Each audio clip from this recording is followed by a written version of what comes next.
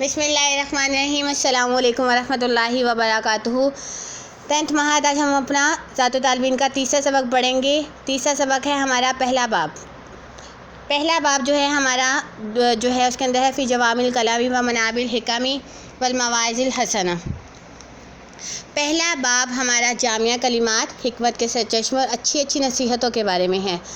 یہ اس باب میں آپ صلی اللہ علیہ وسلم نے ہمیں یعنی کہ ایسی احادیث ہم پڑھیں گے جس میں آپ صلی اللہ علیہ وسلم نے ہمیں نصیحت فرمائی ہے اچھے الفاظ میں، تاکہ ہم اس میں جو ہے وہ عمل کر کے ہم آپ صلی اللہ علیہ وسلم کا ساتھ پا سکیں جنت میں اور جنت میں جا سکیں۔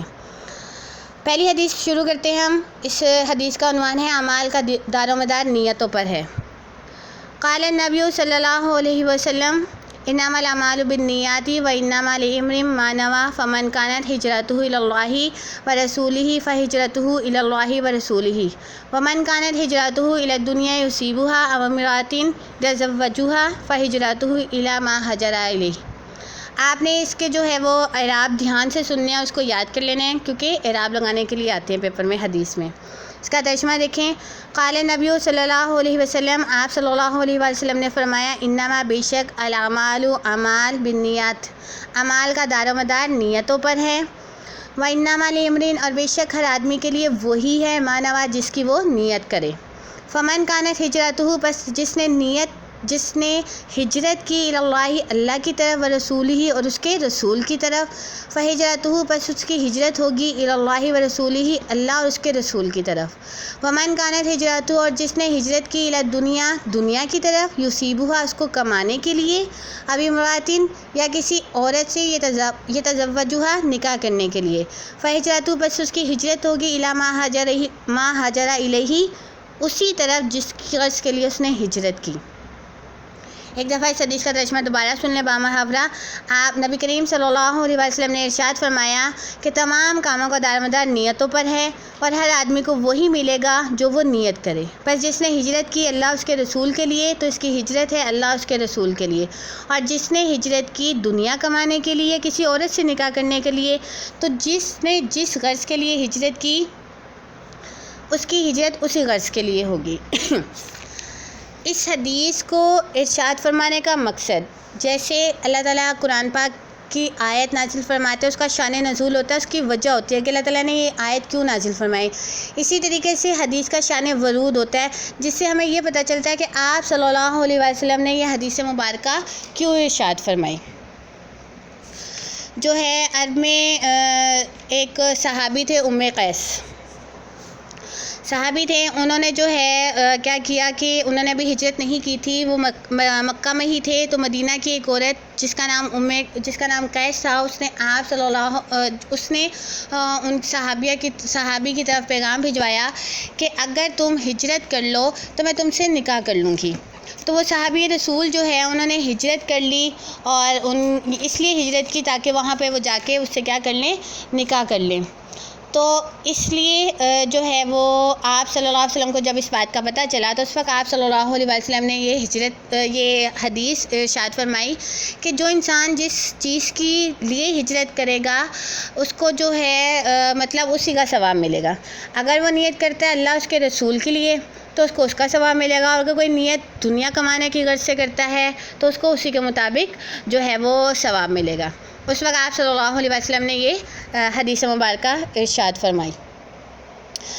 اچھا جی، آگے ہے اس حدیث کی فضیلت۔ یہ حدیث بہت ہی عظیم الشان ہے، اور کسی بھی تقریباً جو ہے مصنف نے سب سے پہلے جو حدیث کا سبق شروع کیا وہ اس سے شروع کیا، کیوں؟ اس وجہ سے کہ اعمال کا دار و مدار کس کے اوپر ہوتا ہے؟ نیتوں پر ہوتا ہے، اور اس کی وجہ یہ بیان کی جاتی ہے کہ انسان کے کل اعمال کی 3 قسمیں ہیں۔ اول وہ عمل جس کا تعلق دل سے ہو، دوم وہ عمل جس کا تعلق زبان سے ہو، سوم وہ عمل جس کا تعلق اعضاء سے ہو۔ اس حدیث کا تعلق ان تینوں ہی کے ساتھ ہے، اس لیے اس وجہ سے اس حدیث کی بہت زیادہ فضیلت آئی ہے۔ اس کو ثلث علم کہا جاتا ہے، یعنی کہ تہائی علم۔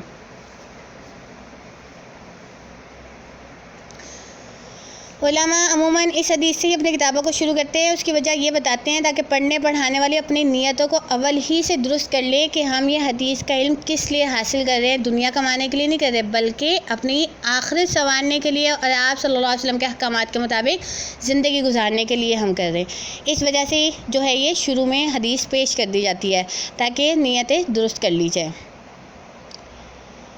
اعمال، یہ عمل کی جمع ہے۔ عمل اور فعل کو بعض علماء نے مترادف بتایا، اور لیکن امام راغب اصفہانی رحمۃ اللہ علیہ فرماتے ہیں کہ فرق ہے، فعل عام ہے، اختیاری اور غیر اختیاری دونوں پر اس کا اطلاق ہے، برخلاف عمل کے یہ صرف اختیاری پر ہی بولا جاتا ہے۔ آگے لفظ ہے نیات۔ نیات یہ نیت کی جمع ہے، اور علماء نے نیت کی 3 قسمیں بیان کی ہے۔ نمبر 1، نیت کے ذریعے عبادت کو عادت سے جدا کرنا۔ مثلا ایک آدمی نماز کی حالت میں کھڑا ہے، اگر اس نے نیت کی ہے تو نماز ہے، ورنہ ویسے ہی کھڑا ہے۔ نمبر 2، نیت کے ذریعے ایک عبادت کو دوسری عبادت سے جدا کرنا۔ مثلا نیت کے ذریعے ظہر اور عصر کی نماز میں فرق کرنا کہ میں نیت کرتی ہوں ظہر کی نماز کہ عصر کی نماز۔ اور تیسری ہے نیت کے ذریعے ایک معبود کی عبادت سے دوسرے معبود کی عبادت کو جدا کرنا۔ مثلا کوئی نماز پڑھ رہا ہے، اب نیت سے معلوم ہوگا کہ اللہ کے لیے پڑھ رہا ہے یا کسی اور معبود کے لیے پڑھ رہا ہے۔ حدیث کا مطلب یہ ہے کہ اللہ کے ہاں وہی عمل قابل قبول ہوگا جو صحیح نیت سے کیا گیا ہو، اگر نیت صحیح نہیں تو وہ عمل فاسد ہو جائے گا۔